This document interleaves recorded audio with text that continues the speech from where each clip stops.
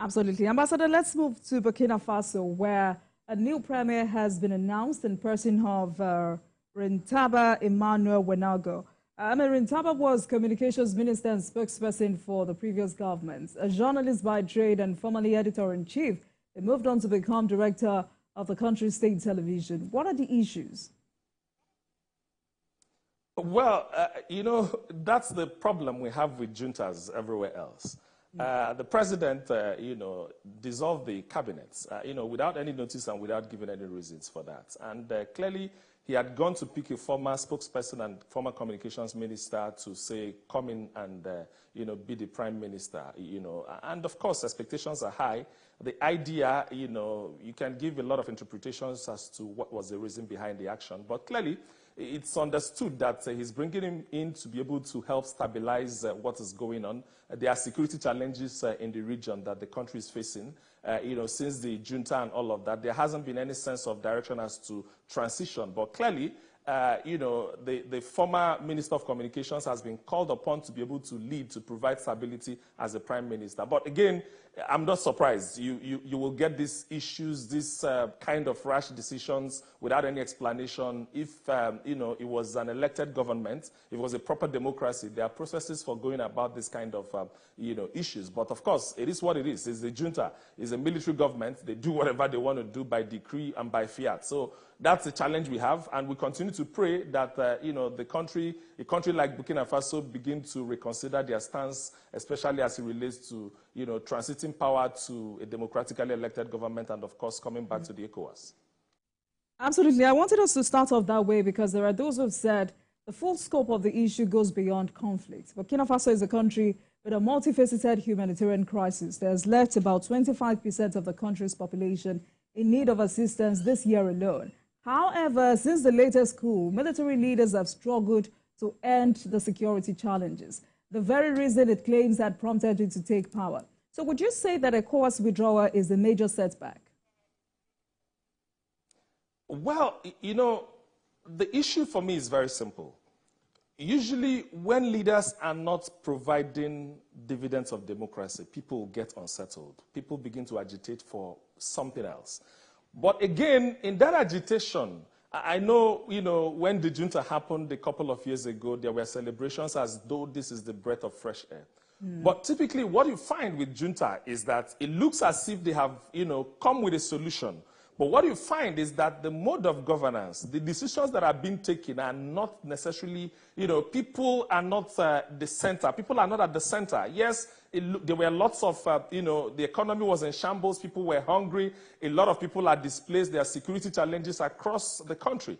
So they came in with the idea that they were going to provide that solution. But again, what we are seeing at the end of the day is that that same problem that they came to, they quote and unquote, came to solve have not been addressed, And you can see that. So, the president just woke up and dissolved the cabinet, and you will find this happening. He will reappoint the cabinet again, and he will also go ahead and, dissolve them. So these things happen without a structure surrounding them. And of course, security challenge cannot be dealt with a country in ECOWAS in isolation. It is something that has to be done with cooperation with other countries that are involved. And that's the reason why in the last ECOWAS meeting, you saw the arrangement where they were discussing about a special force, that can, similar to what they had, in the period of ECOMOG, to be able to use that as a strategy to be able to address this kind of challenges. But that hasn't happened because right now they are not with ECOWAS, so they can't even contribute to those kind of decisions that we need their input, because you need to be able to say that you're weak in so and so area, you need assistance in so and so area, and then other member states are looking at it and finding a way to assist you, because this is indeed an economic community. But we are not finding that in this instance, and these are the kind of issues we're likely to have. But again, it is still, I believe that ECOWAS still have an open door. There's always a continuous negotiation. In the last meeting, I think the president of Senegal was also asked to lead mediation on this matter to ensure that these three countries, out of the 15 member states, begin to reconsider their decision. Coming back Ambassador, is it really about the structure? Has not helped them in any way. Is it really about the structure they do not have, or they expected more from Russia? But I'm sure you would answer that question when we come back from this break. Please stay with us, everyone.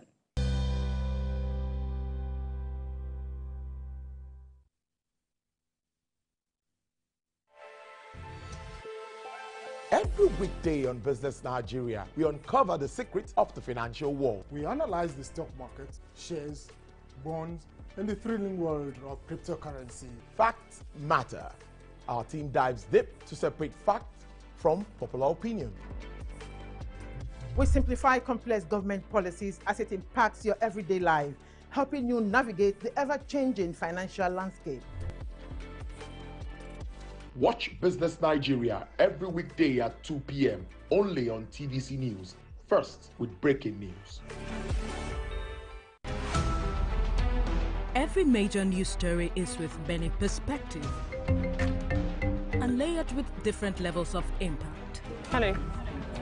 What time did this happen? We will be right there.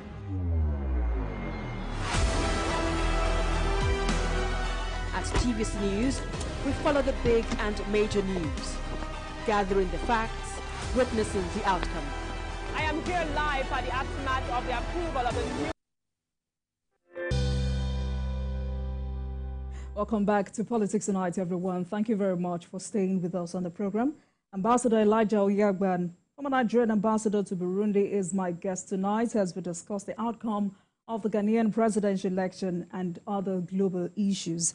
Ambassador, thank you very much for staying with us in the program. So just like I said before we went on that break, Burkina Faso has allied with fellow Sahel nations. We talk about Mali and Niger.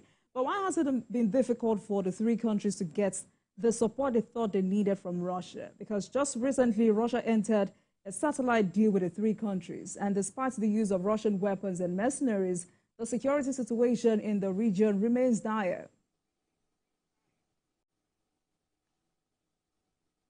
Well, did you get that, Ambassador? It's very simple. Yes, I get that very clearly. The issue for me is very simple. You know, world powers tries to find a way to enhance their influence across the globe. So what Russia is trying to do is also to try to find a way to expand their influence within the African territory, and of course, specifically this time around within West Africa. And in all of this, you know, there were promises of assistance, you know, to help them improve their economies. There were promises of assistance in the area of food. I think there were a couple of, you know, promises that, you know, Russia made to them in the supply of wheat, a certain number of 25,000 or 25 million metric tons or so. There were also promises with respect to helping them build military supports, you know, equip and then, of course, help them, you know, train their militaries as well. How that is going at this particular point in time, this is not very clear to me. But what has happened is that it doesn't look as though the result they want is coming out as quickly as they need it. So no matter what has happened between them and Russia at this particular point in time, the effects is still not being felt by the people. And then that's the reason why the insecurity challenges still continues. And that's also the reason why the economic challenges are still there, you know. But again, I believe that their cooperation or whatever they want to do with Russia shouldn't actually take them away from their brothers, you know, that are actually, they are co-joined by way of region that they are in, the Economic Community of West African States. You know, I believe that while they are trying to explore those supports from Russia and all of that, they should also come back to ECOWAS because there are challenges. Security challenges are often local. And by the time you deal with your neighbors and you are in good cooperation with them... You're saying it's not too late for them to come back to ECOWAS? No, it's not. No, that's my position. My position is that the door is still open, and I believe that ECOWAS is still open to receiving them back because we can see that they haven't made much progress on their own in trying to achieve whatever they want to achieve that made them live in the first instance. So while they are trying all of these you know, discussions as to what kind of assistance they can get from Russia is going ahead, they can still come back and then let us pull forces together. This is a community. This is a big market. We can address our security challenges as ECOWAS without necessarily having to depend on Russia. While you can depend on them to help that support, dealing with your neighbors and dealing with the region or working together as a region will provide a better front for addressing those kind of challenges. All right, Ambassador, let's go to Syria, where in a historic turn of events, Syrian rebels seized the capital Damascus unopposed on Sunday, bringing an abrupt end to President Bashar al-Assad's 13-year rule and the 6-decade-long dominance of the Assad family. How much of a historic move is this? Well, it's a very interesting scenario that is unfolded in Damascus. And, you know, if you look at the history of this dates back to 2011 or so. That's when the opposition commenced a position against Assad's government started in Syria. And what has happened over the years is that there had been, you know, President Assad has always been supported by Russia, Hezbollah, and Iran, I think. And then the opposition forces has always been supported by the Western countries, particularly Turkey is actually of mention, and, you know, and of course some other Gulf countries. And what has happened over the years is that this demonstration has continued. These forces that are fighting, there are quite a couple of them. ISIS is there. Free Syrian Army is there. And then you also find the al-Nusra forces as well. So there are quite a lot of opposition forces that are fighting for territories within Syria. And in all of this, because of the support Assad has been getting from these countries, particularly Russia and Iran, they have tried to maintain control of certain cities, the most populous cities. They've maintained that control.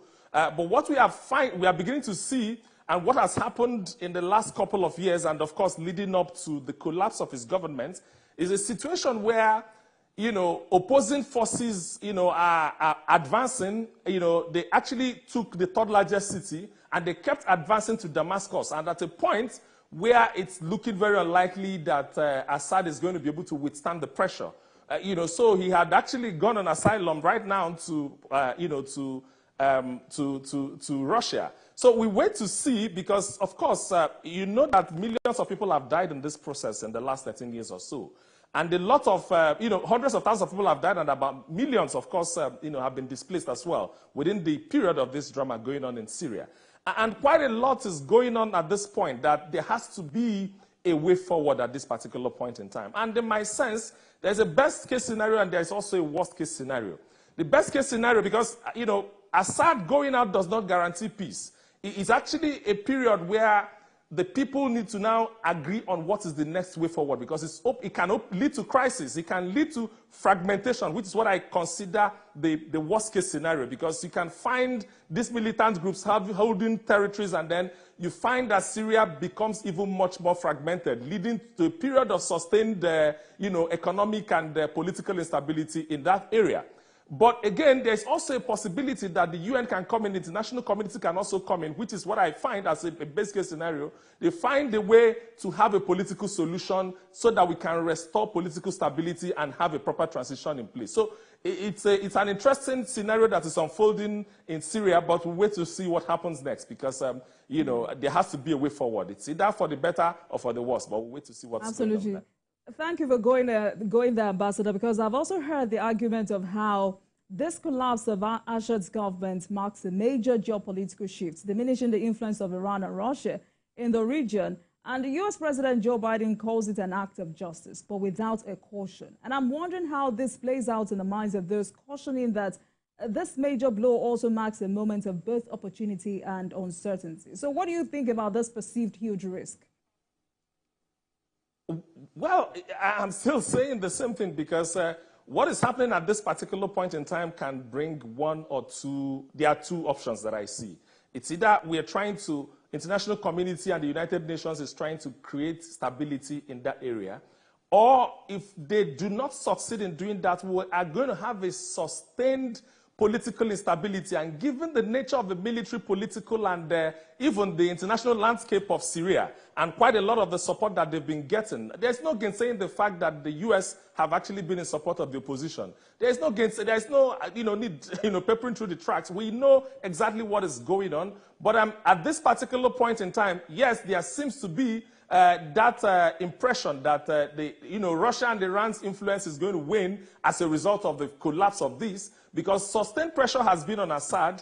You see, quite a lot of these opposition elements all fighting in different fronts, but I'm not quite sure if they are now united. But it was always the case that once they are united, they can actually advance, because I think what happened was that they took over the third largest city, and there's a major intersection between Damascus and some of the coastal provinces of Syria that they also went through and captured. And of course, that also gave them a clearer coast to advancing towards Damascus. And at this point, Assad didn't have any option than to be able to give way.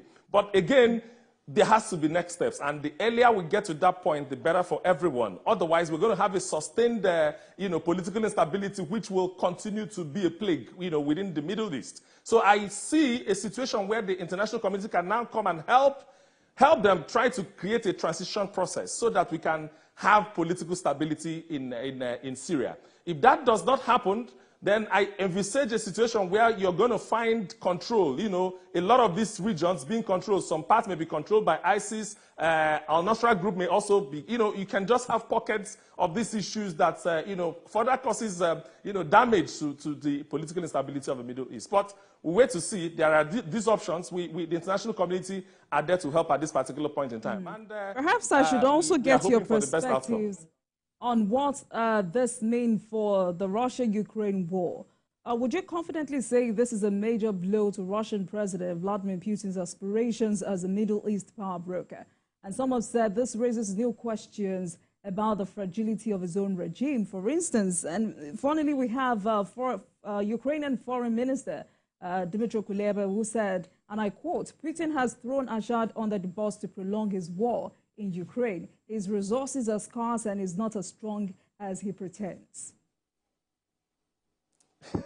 Well, international relations, there will always be this kind of conversation that is going on at every particular point in time. But you see, what I see is that every power, every leader will give its own interpretation of their understanding of what the issue. Of course, Russia's influence in sustaining Assad up until this point in time, in fact, Russia has actually been the major reason why Assad has been in power for the past 13 years, since all of this opposition fight has been going on. So to say that with the support of the West, and particularly Turkey, pushing the opposition forces and the forces that are fighting against him to oust him out of power, yes, you can look at it from the point of view of a weakness or a blow on the part of Russia. But we always see, wait to see what is going on, because clearly what it also means is that pressure is now on Russia.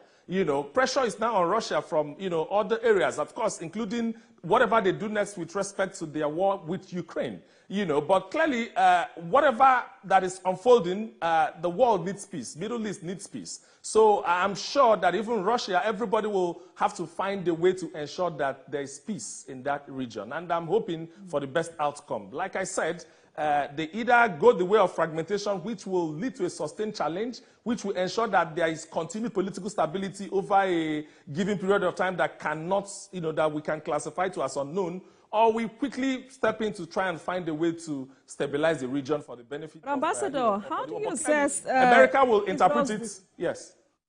How do you assess Israel's decision to carry out airstrikes in Syria to target suspected chemical weapons and missile sites? For Israel, this is to ensure that the weapons do not fall into the hands of extremists. Could this be part of the huge risk President Joe Biden was referring to or talking about?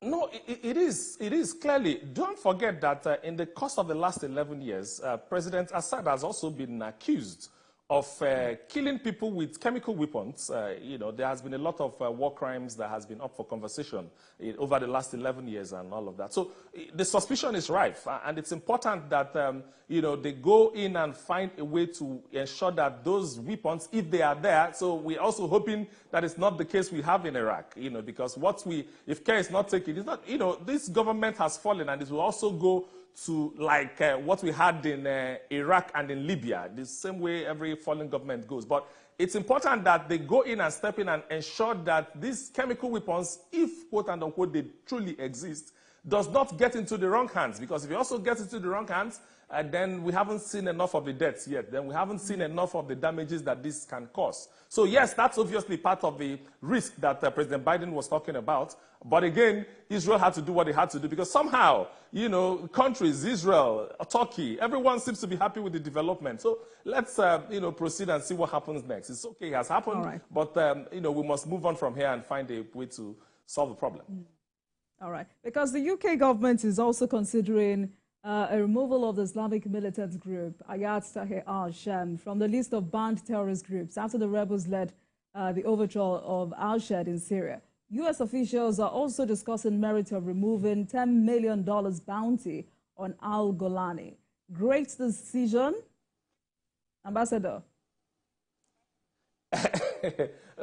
Yes, you know, in all of this, everyone is trying to bring their powers to bear at the international level. Everyone is trying to expand their influence. And in trying to do that, it's not out of place for UK to want to do what they are doing. It's also not out of place for the American government to also do what they do. It's about influence. These wars happen sometimes in a cold form and sometimes in trying to control territories and trying to, you know, position yourself in such a way that you are indirectly interfering with what is going on with people you see, you consider as opposition. So it's, in my analysis, it depends on the prism through which you're seeing it. You can call it great decision if you are on the side of America. You may also view it differently if you're also looking at it from other prisms. So I actually remain neutral as far as this is concerned. And we're watching. The most important thing is that, you know, like President Trump said, people are dying. People need to stop dying. Let's find a way to create peace and then move on. All right, then. I mean, for those who do not know, HTS was prescribed as a terror organization in the UK after being added as an alias of Al-Qaeda in 2017. Ambassador, perhaps we should also talk about how Abu Mohammed al-Golani reinvented himself from a jihadist leader to a politician.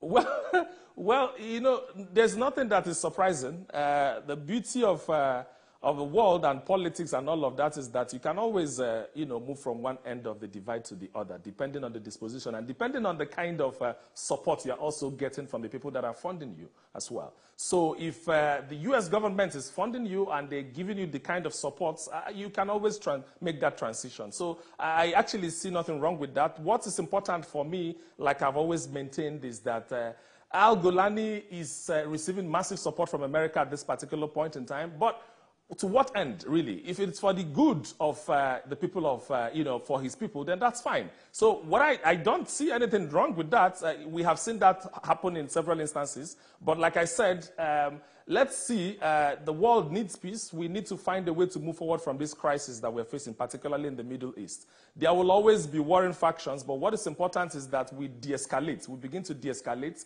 so that we can, because the things that are happening there are affecting us, even in Africa, indirectly as well. I mean, just the Ukraine-Russia war has created food scarcity here, has ensured that our inflation is also at galloping rates because the supply of wheat ceased. And of course, that also happened with the case of oil and all of these kind of issues. So I think that we need to begin to de-escalate. That is what is important for me at this particular point in time. Talking about de-escalation, do you think that the assumption that a Trump presidency will bring peace to the Middle East is a high-stakes gamble? Well, Trump appears to have his way with Russia, so we are very quiet and watching. He appears to seem to have the magic wand. You know, we wait. You know, time will tell. It's not very far from now, a month from now, thereabouts. He will assume office or less than a month. So we'll see. Because he has also said we'll move in the, yes. Because he has also said he would renegotiate a deal with Iran if he gets re-elected. Do you see him keeping to that? Well, Trump is, you know, he's someone that I believe that says what he does. He's someone that has made it very clear what his agenda has always been. You know, so I'm not surprised he said that. And I won't be surprised if he goes ahead to do all of that. So President Trump's stance has always been very fierce. He has always been, no, let's de-escalate, let's stop the war, let's stop killing ourselves. So he doesn't even want to look at it from the point of who is winning or who is losing. I listened to him very clearly, and he's made it clear that people need to stop dying. So we wish him all the best. We wish to see how his closeness to, to Vladimir Putin, how, all of that will come to bear to be able to de-escalate the tension that is going on in the Middle East. I hope he will find a way around it, and the world needs peace. All right, Ambassador, just like you said, this is an ongoing development, and we will be here to further discuss it. Thank you so much for joining us tonight. I've been speaking with Ambassador Elijah Yagba, former Nigerian ambassador to Burundi, as we discuss the outcome of the Ghanaian presidential election and other global issues. Thank you so much for joining us tonight. We appreciate your time always. Thank you very much. Thank you so very much. Thanks for having me. Thank you very much for watching, everyone. That marks the end of today's episode of Politics Tonight. But you can watch the repeat broadcast of this episode at midnight. Get in touch with us on our social media handles, Facebook, Instagram, and X.